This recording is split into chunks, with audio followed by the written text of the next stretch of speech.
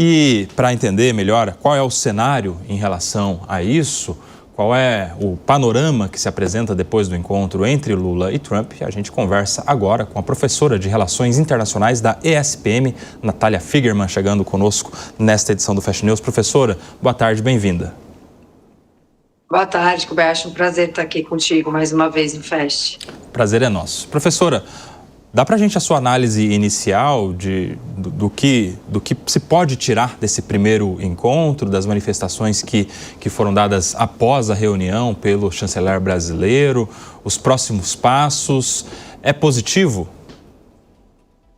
Sem dúvida é positivo, né? Me parece que existia uma insegurança muito grande da chancelaria brasileira, principalmente no que se refere nos 10 minutos, né, que foi o tempo que a gente teve para a imprensa, né, que os dois presidentes estiveram juntos, as duas delegações juntos com a imprensa.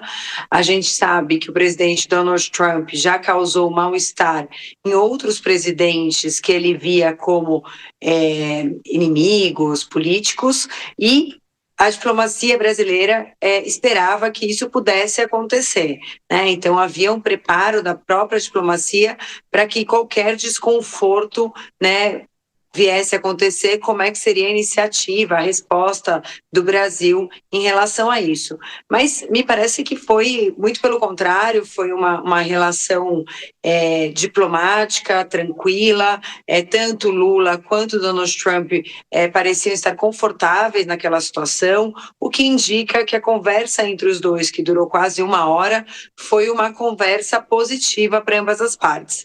Então, sabemos, né, da volatilidade de Donald Trump, mas o que se constata hoje, nesse momento, é um saldo positivo dessa aproximação. Professor, eu vou chamar para a nossa conversa o Eduardo Maurício, ele vai te fazer a próxima pergunta. Olá, boa tarde. Professora, qual a sua opinião?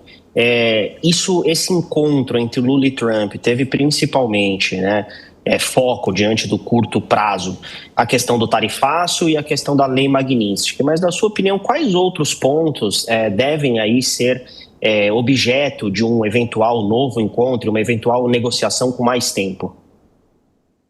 Boa tarde, Eduardo, tudo bem? Eduardo, me parece que a gente tem outros pontos de interesse dos Estados Unidos. Entre eles, e isso já fica claro até pelas próprias negociações que os Estados Unidos firmou no dia de hoje, por exemplo, com a Malásia e com a Tailândia, está a questão das terras raras.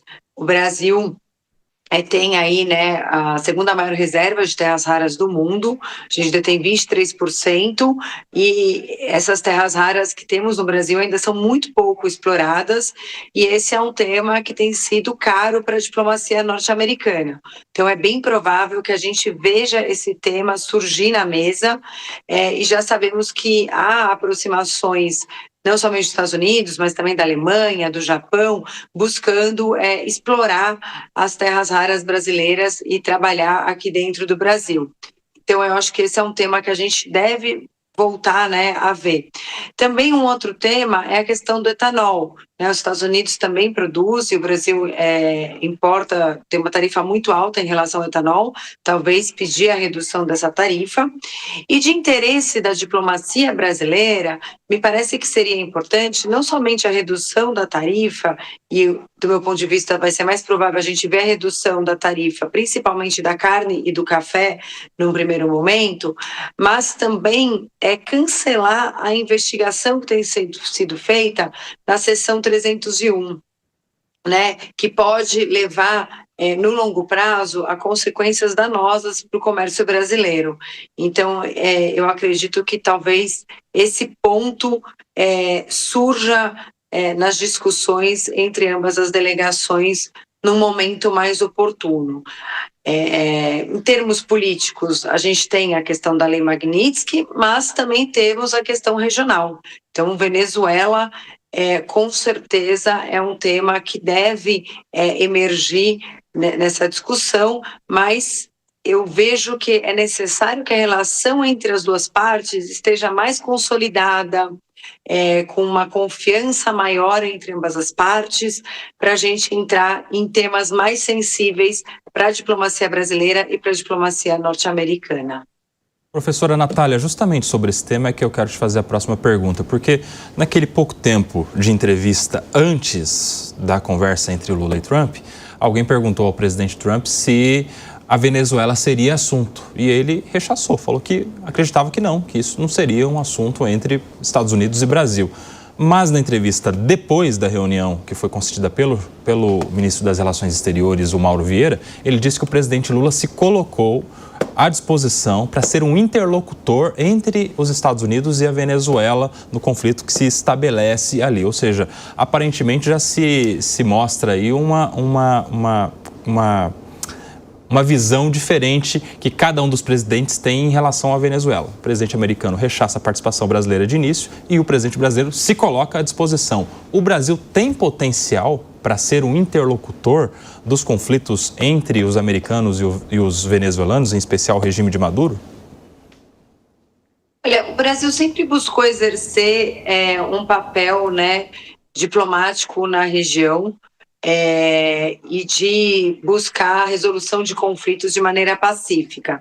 A gente viu o Brasil exercendo esse papel mais recentemente, quando a gente teve a questão de Essequibo com a Venezuela, junto à Guiana, e o Brasil fez sim esse papel de interlocutor, né, e que foi buscar uma resolução pacífica para aquela questão. Agora, não sei se o Brasil tem a mesma capacidade hoje de se comunicar junto com governos de Maduro. A gente sabe que as relações entre Brasil e Venezuela não estão em bons termos, né? Essas relações que já tiveram em bons termos, principalmente entre essas duas gestões, que são gestões que têm, vamos dizer assim, aproximações ideológicas em certos momentos, mas hoje elas não estão em bons termos, né? A Venezuela e o Maduro e o Lula já deixaram bem claro, né, a discórdia que eles têm.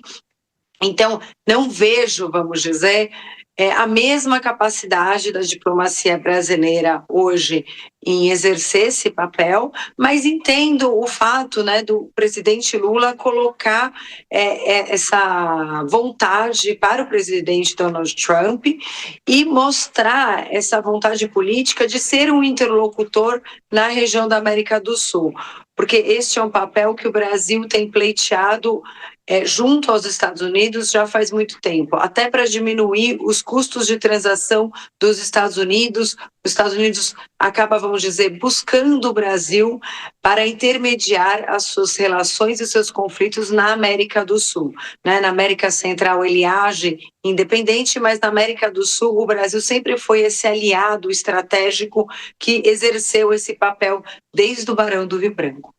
Perfeito. Conversamos aqui com a professora de Relações Internacionais da ESPM, Natália Figerman. Muito obrigado, professora. Sempre um prazer te receber aqui na Jovem Pan. Obrigada, bom domingo.